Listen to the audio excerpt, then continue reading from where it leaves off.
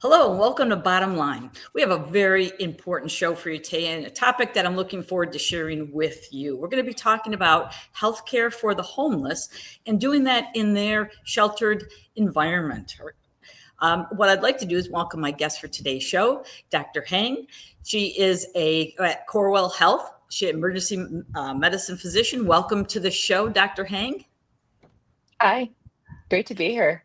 Yeah, this is exciting to have you both on. And we have Ryan Victor Joseph. Thank you so much, Ryan, for being here with us, a student at Oakland University. So this is going to be, I think, a real interesting topic to share with people that may or may not know about street medicine. So with that, I was going to ask you, Dr. Hang, if you can start with kind of giving us a little background to the program that's being done at Oakland University along with Corewell Health called Street Medicine.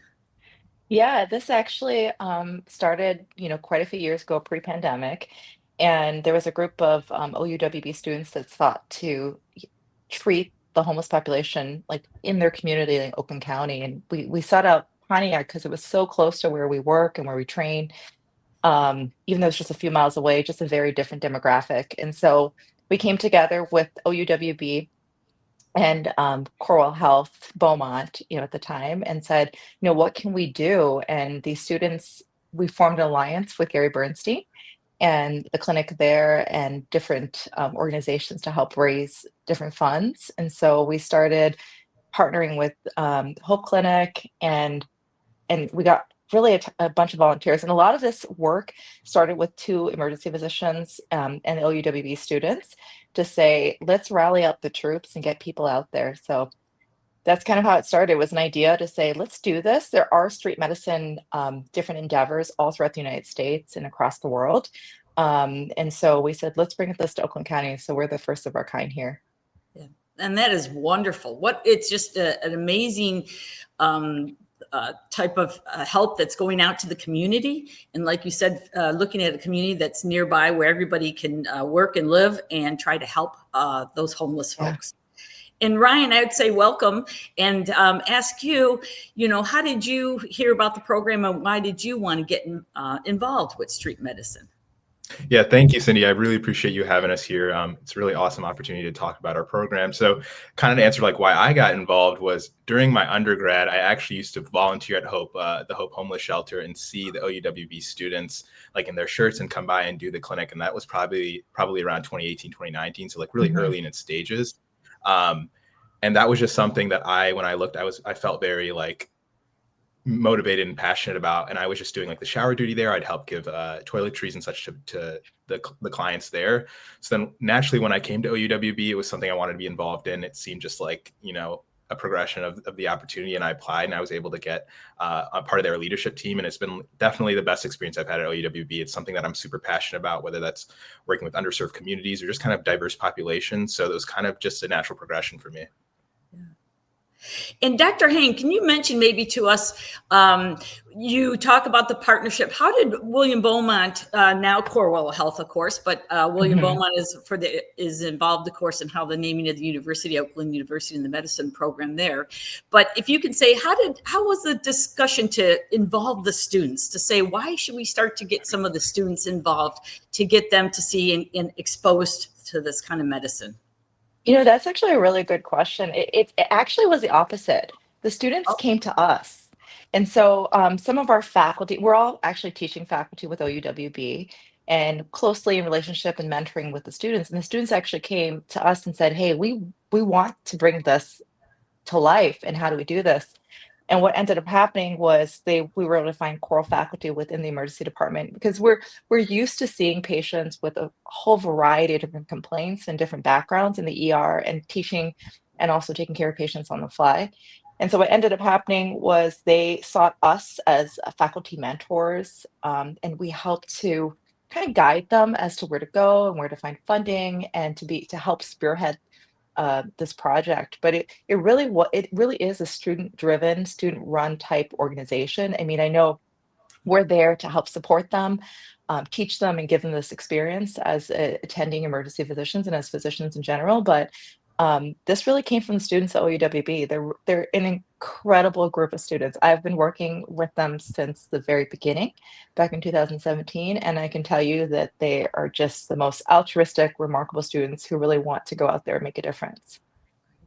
And, that's just amazing to hear, and not surprised because, our next generation and everybody, having that kind of compassion and wanting to do Yes. that and to bring the program to you, the doctors, and say, this is an opportunity, that is just amazing. And, Ryan, from what Dr. Heng was saying, can you talk a little bit about how the program is structured? So if somebody's watching and saying, gosh, this is something I might want to get involved in if I go to the university or even volunteer opportunities, how is the street medicine program structured? Yeah, so like Dr. Heng was saying, it's very student driven, and the leadership and its structure are all students. So there are about 4 students from every class. So the first years, second years, third years, and fourth years, and that makes up our leadership team. So we have about 16 students on leadership at every, at all times. And then it's divvied up into people who kind of take care of how to organize leadership, how to organize outreach. So whether that's our street outreach and our Hope Clinic shelter outreaches, then we have people who look over budgets and all basically the logistics that go behind kind of making an organization like this run, and how people get involved. So we only at this point, allow like medical student volunteers, because a lot of the stuff that we do is clinical and work with residents and attendings closely. So people who are at our medical school get closely involved by just signing up for outreaches that go out every month, and we send out bi-weekly emails about which outreaches are available and what we need to be staffed, along with our residents and attendings who help us. So it's very medical school driven, and we work so closely with the ED department at Corewell, and it really could not be done without them. So it's kind of a combined effort. Right. And you mentioned too, for instance, the one area was the Pontiac Street outreach, and you're going out there, I think, believes on some Saturdays. What is the day like for a normal Saturday when you're going out there to treat the homeless? I can answer that question. It's actually my favorite time to go is on Saturdays because I just like being outdoors. Um, Ultimately, we meet up with the team, and just recently we've actually added on social workers to help help give our patients some direction after we've given them medical treatment. So we'll meet up with the team in a parking lot, and we kind of gather our supplies in our backpacks, and we all pile up into a car, sometimes my minivan, and we drive around Pontiac, and we look for patients who are unhoused or out in the streets.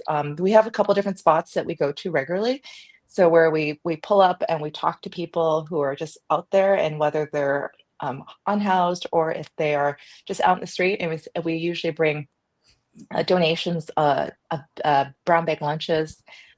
We have medical supplies. We have hygiene packets with either sunscreen, soap, socks, undergarments, those kind of things. And so we're just kind of handing these out to the community.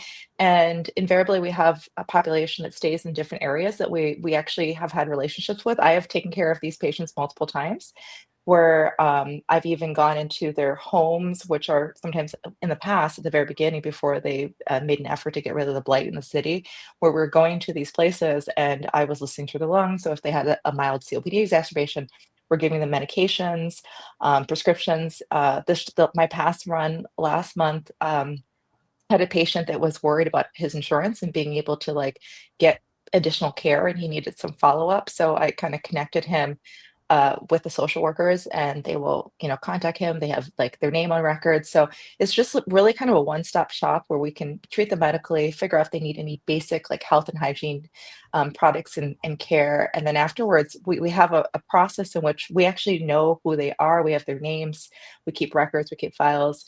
A lot of times we go there every other week and we'll say, hey, they're like, I need a jacket, or I don't have any socks, and those kind of things. And we will take down what sizes, we go look in our registry and our storages, and we'll come back and meet them and bring them back additional kind of supplies, particularly in the cold months, like in the winter, where we have thermal blankets, jackets, hats, gloves, those kind of things. Yeah. And that is wonderful. And I think you had a really key point, Dr. Heng, when you mentioned about also bringing social workers in, because that kind of helps the full circle, because they can help with the services they might need besides the medical, or just something like you said, the insurance or anything like that, something else that they could, exactly. And at least they have a contact and a person. And now, Ryan, I'm curious, how was your first experience when you went out for the first time to help the homeless as part of this program? Great question. Yeah, it was definitely a very different experience. So I came from just pure volunteering when it comes to like handing out like items and like what Dr. Hang was saying when it comes to jackets, undergarments, socks. But to actually be involved in medical care was definitely a different experience, and it was something that I've been looking forward to, and very, very enjoyable. I remember my first outreach before I joined leadership, and it was a street outreach, and we were able to kind of connect with patients who might not have seen a doctor, might not have been able to be exposed to the medical profession in many, many years, and to see them just be able to open up and speak to somebody and kind of have that experience that they might not have had access to previously was definitely a very warm spot when I look back on like my medical career, and something that I want to continue doing. So it was definitely a very formative experience for me during my medical school journey. Right. And if someone's watching and, wondering in from your perspective too, Ryan, was there something that stood out to you once you had the opportunity to spend some time with some of the folks that unfortunately are, homeless in that environment? Yeah, I think the biggest thing that hit me was just how much stigma there is around them, and a lot of them come from very similar upbringings. I went to West Bloomfield High School, a graduated class of 2017. I've connected with clients who've graduated from West Bloomfield High School as well, and just had a stroke of bad luck here and there, or an upbringing that wasn't as fortunate as mine.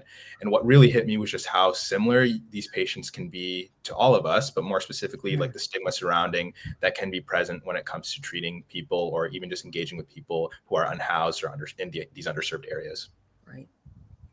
And that's wonderful, because like you said, that's not like anyone makes a choice to be in that situation environment. And any of us could end up like that because of whatever situation in our lives. So it's always one of those things to try to put yourself in their shoes, so to speak, to understand, and they deserve respect and help in any way. So I think that's wonderful that at least the program's happening. And Dr. Hing, you mentioned too that you've seen them over the years, the folks that you're helping there, and I'm sure that they love to see your smiling face, and maybe your minivan pulling up to Yeah, my minivan. It's with a bunch of like med students and I coming out of it. But it's interesting, even to echo what Ryan said. It's made a huge like impact, I think, on me, both myself and Dr. Felice and Dr. Like we've brought, on the street runs, it's also open to other like undergraduate students and students to come as well.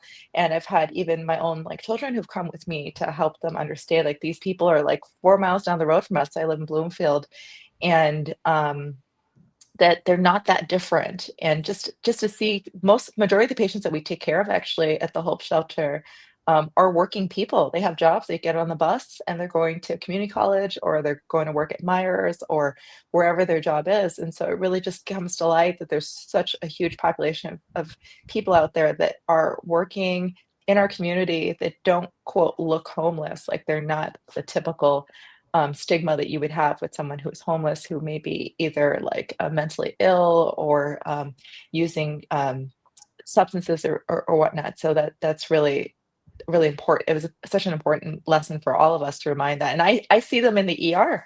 So sometimes I'll come and I'll see them and they will remember me. Or I've been going to a Hope Clinic for so long that they'll be like, "Oh, I saw you last time, Dr. Hang, this is what's happened." And it helps to kind of, there's some degree of continuity there too, for them to see this team. They know that we're coming back in a couple weeks, and they're like, let's get you some connections. Let's get you in to see either a dentist or a specialist or whomever else, and we can check on them and say, "How are you doing?" Sometimes I feel like I'm their primary doctor. And that's kind of an interesting, a statement that you made there. And it is that you're a familiar face. And I probably think that just seeing you again helps the stress level. And we all know how stress can, for your body, or they feel comfortable. And so I think that's amazing that, they can see you and they know, and they're there to tell you, hey, what's happening since the last time, because they know you're going to listen and help them, which is a wonderful trait for yourself and all the doctors. It's interesting because it's such a warm greeting when we see them. Like, even on those street runs, when they see our t-shirts and they see our backpacks and we come to say hello, it's often a very warm greeting, because they're expecting us to come either with a meal, some type of supplies, or be able to give them some help. So I feel very safe when I'm out there on the runs with the team. It's a very unique experience. Yeah. I do wanted to ask, one thought I had is, when you do go out there with you and the students, and are most of the folks that you come to talk to and you stop to see, are they open to, getting health Yeah. care?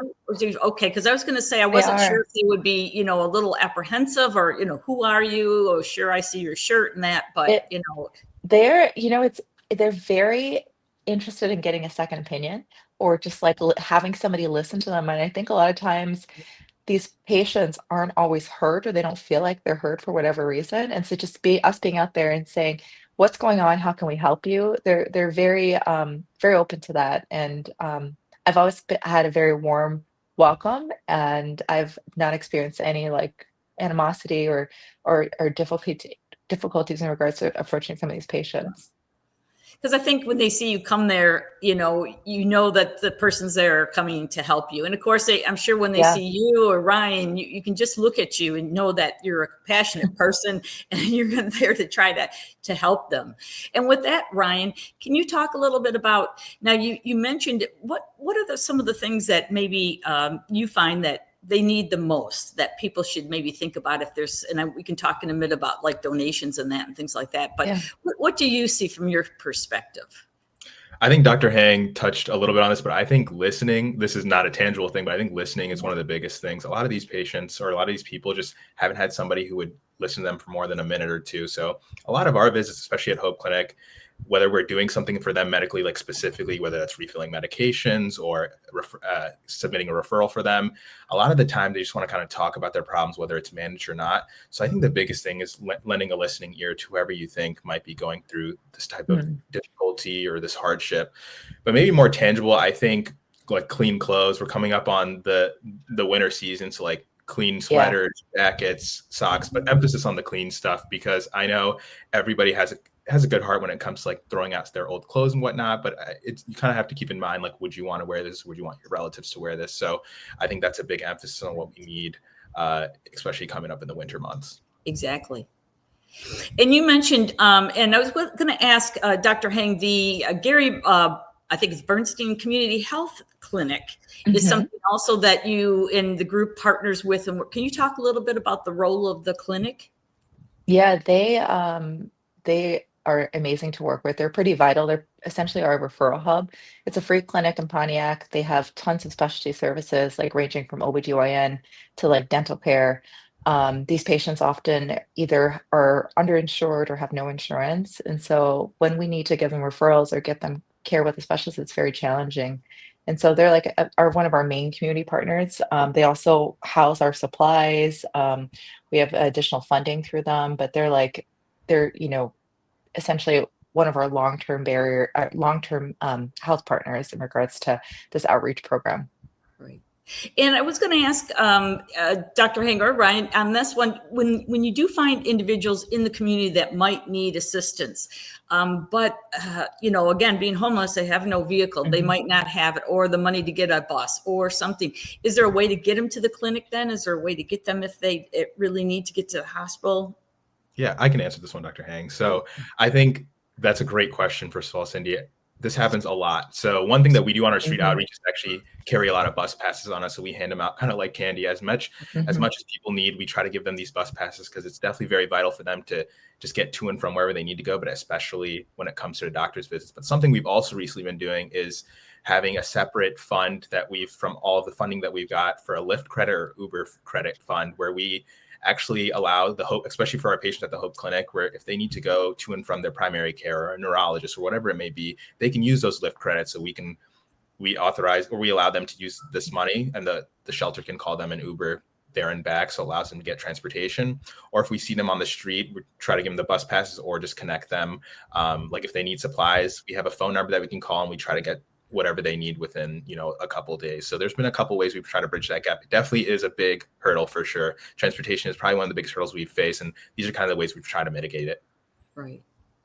Which is, again, wonderful because, like you said, a bus pass, anything to help them get to where they may need, maybe not that day or maybe the next day or something. Again, I think it's amazing. It says so much to the program and the doctors in yourself, Ryan, and the other students and leadership team, is that we're trying to help them in every way we can, whether it's social workers, a bus pass, going to check them, leaving with medicine, And Dr. Hang, I guess my question would be, I know we've mentioned Pontiac because it's closer to Yeah. the areas there, of course, university and things like that. But is there ways to expand this program, if we could, to other cities that may need it in the Detroit metro area? Yeah, there's actually multiple different street medicine programs through all the different medical schools, including Wayne State and COM, Michigan State, and whatnot. So it's a pretty expansive program throughout the country. It's possible to do it like with any type of like academic institution, but we do already have Wayne State's street medicine program, or a Wayne within Wayne County, and then but we're the first one in Oakland County. I can also add to that, Cindy. So we're trying to really, shore up our Pontiac outreach and make sure that it's running very smoothly. We do have plans because Corwell's in Royal Oak. That is like something that we're seeing in the future and possibly, but we want to make sure we don't let anything, fall to the wayside if we end up expanding. So we want to make sure that Pontiac is as sound as possible before we move on. But maybe sometime in the future, Royal Oak, and you'll be interviewing some students talking about Royal Oak. And that's wonderful for the expansion. And like you said, you want to make sure the model is solid, it works, and then you can kind of just use that as you move to other cities. You know what works, what doesn't work, and what they might need, even though sometimes some communities might be unique in some ways. Ryan, you have been part of also the Hope Outreach and the shelter. Can you talk a little more about the Hope Shelter and the individuals there, and then how you guys have been providing some of the, I think it's sometimes every other Monday, you have people coming there again to try to provide services to that group of folks? Yeah, so the Hope Warming Shelter is such an integral part. Just as we speak to Gary Bernstein, the Hope Shelter is a big part of street medicine. Is one of the engines that makes kind of this whole program go. So we've partnered very closely with their CEO, their housing staff, and workers there to kind of set up these kind of makeshift clinics, but it's become really robust now. So every other Monday, like you said, we take a team of student volunteers from first year medical students all the way to the fourth year, as well as resident physicians and at least one attending physician. And we kind of run like a pop-up clinic. So we'll have 3 groups of teams basically go and allow these patients to have like a clinic interview, or a clinic encounter. So they go in and kind of tell them what's going on. And this can vary from anything, whether it's just listening to the patient or I need med refills, something's been hurting on my leg. We've seen it all. So basically we're like bridging the care to any type of physician they might be able to see without having to go to the ED. And sometimes, we do refer to the ED if it's necessary. So those are some things. Some of the things that I've done is, we had a patient who had a bunch of his insulin and but he didn't have the needles to administer it. So we were able to go out that day and go to CVS real quick and buy him his needles. And then the next shelter, we were able to check his sugar and it was controlled. So it's kind of stuff like that. It's kind of a catch-all for everything, but we also are able to get students involved and have them interacting with patients and residents and attendings. Right. Again, amazing work to get all those groups out there and get them in there to help. And I love the stories where you said you're able to go get the type of syringes they need, get them back to them, which again, I think helps them feel like they matter and somebody cares. So now, Dr. It can be. Go ahead, Dr. Hing.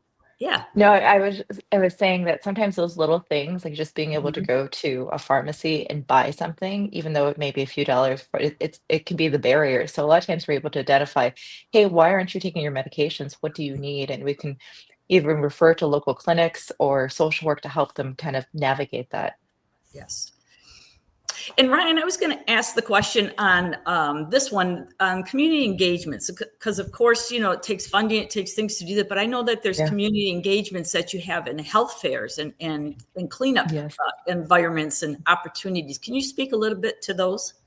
Yeah, so obviously we have 2 fixed volunteering opportunities when it comes to the Street Outreach and Hope Clinic, but we have such a robust interest in wanting volunteers, especially from our school. We're one of definitely the most popular ones when it comes to student volunteering. So one thing we do, especially in the beginning of the year, is a Pontiac street cleanup. So we start at the Pontiac Public Library and just have teams of students, and they don't have to technically even be like in the street medicine group. Just anybody wants to come out and help clean the streets of Pontiac. And it's also a really nice bonding activity for new students to meet upperclassmen, physicians, and other members of our community. And we just walk around, get to know each other, but also kind of introduce ourselves in the community and be present. So that's one thing that we do with the street cleanups. And the health fairs are just another thing that we run annually, where we set up We set up kind of a station where we teach people about vitals and also about community partners, everything that we kind of talked about this interview, just like a catch-all to kind of like introducing street medicine and how we kind of impact the community. Yeah.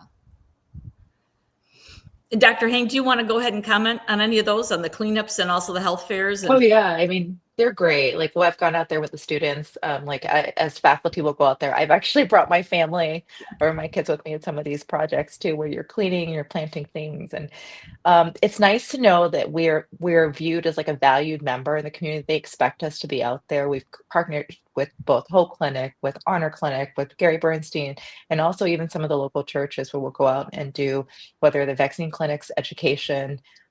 During COVID, when we were taking care of patients at Hope, we were also doing vaccine education and answering questions and helping to kind of like be that face of people going in there and so they could actually see us and trust us because we were, regulars within that Hope shelter.